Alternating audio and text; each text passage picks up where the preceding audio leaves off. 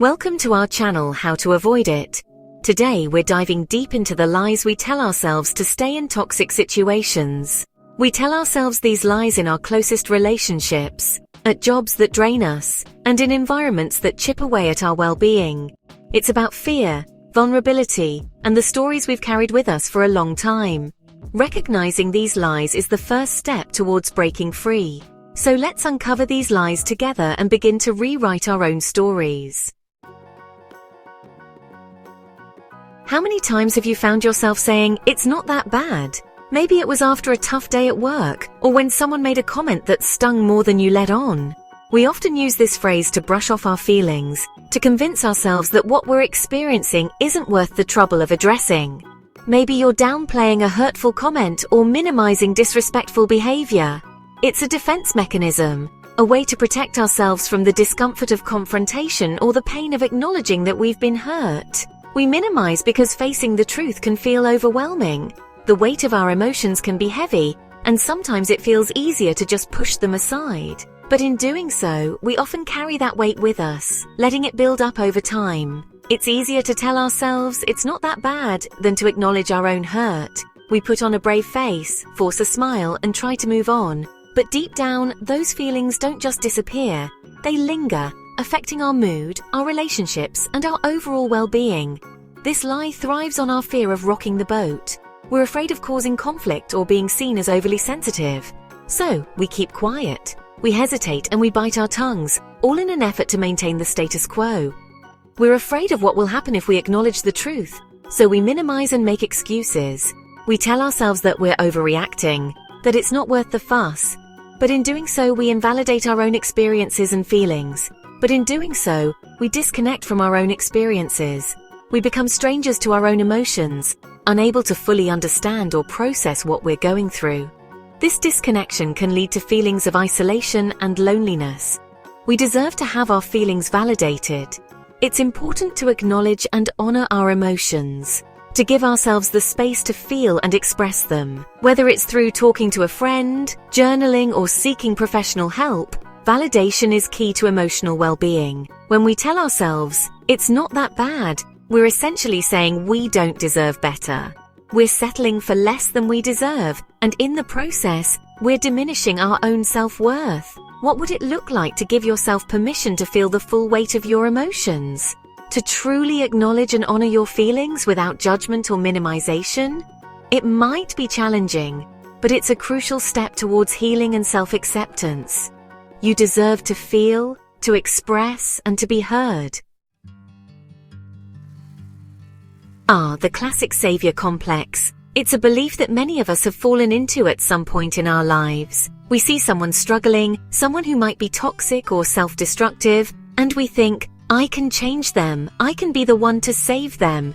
This lie is rooted in the misconception that we have the power to change someone else. We imagine ourselves as sculptors, molding and shaping another person's life, believing that with enough effort, we can create a masterpiece. We pour our energy into trying to fix or change the toxic person in our life. We invest time, emotions, and sometimes even money, hoping that our efforts will lead to a transformation. But often, this only leads to our own exhaustion and frustration. We believe that if we just love them enough, we can change them. We think that our love, our support, and our patience will be enough to turn things around. We hold on to the hope that our relationship can be the catalyst for their change. But here's the hard truth. We cannot change someone who doesn't want to change. No matter how much we care, no matter how much we try, the desire and effort to change must come from within the person themselves. We can offer support and set boundaries, but change has to come from within. We can encourage, we can guide, but ultimately the decision to change is theirs alone. It's important to recognize our limits and respect their autonomy. This lie keeps us stuck in a cycle of hope and disappointment. We keep waiting for the breakthrough, for the moment when everything will change, but often that moment never comes. And in the process, we lose ourselves. It's time to let go of the illusion that we have that kind of power over another person. Letting go doesn't mean we stop caring. It means we stop trying to control what we cannot control. It means we accept reality and focus on our own well-being. Our energy is better spent focusing on what we can control ourselves. By investing in our own growth, setting healthy boundaries, and practicing self-care, we can create a positive change in our own lives, and sometimes that can inspire others to change too. This lie, my friends, is a heartbreaker. It's the voice of self-doubt that tells us we don't deserve love, respect, or happiness. We settle for less than we deserve because we don't believe we're worthy of more. We accept disrespect and disregard our own needs. This lie thrives on past hurts and experiences that have left us feeling unworthy. But here's what I want you to know. You are worthy of love. You are worthy of respect. You are worthy of happiness. It's time to challenge those negative beliefs. Recognize this lie for what it is, a barrier to the love and happiness we deserve. Lies, lies, lies. This is normal. This lie is insidious because it creeps up on us slowly. It doesn't announce itself with a loud bang, but rather seeps into our daily lives almost unnoticed. We start to accept things that we shouldn't, thinking that it's just the way life is. We start to normalize toxic behavior, convincing ourselves that everyone goes through this. We tell ourselves that it's just a rough patch, that things will get better on their own. But deep down, we know something is off. We compare ourselves to others who seem to have it worse. We scroll through social media, seeing curated snapshots of other people's lives and think, at least I'm not dealing with that. This comparison traps us in a cycle of acceptance.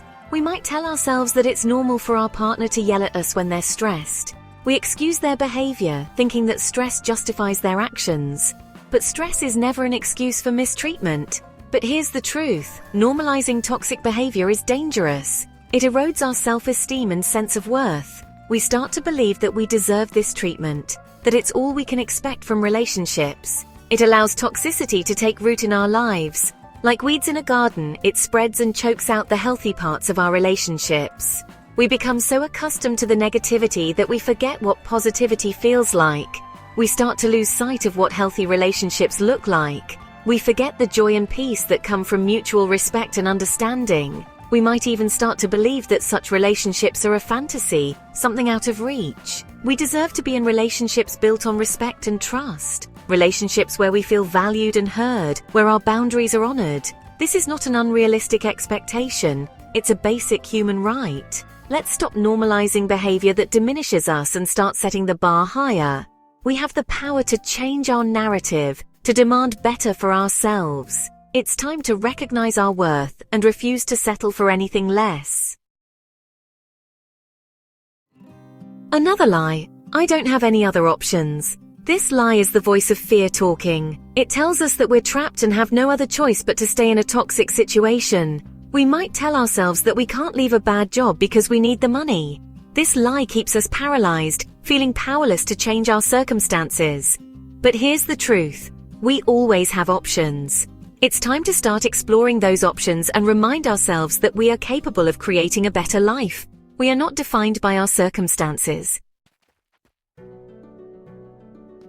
The blame game. It's my fault. This lie, it's a heavy one. It's the voice of self-blame, whispering that we're responsible for the toxic behavior of others. We take on the blame for things outside of our control. We internalize their behavior, trying to figure out what we did wrong.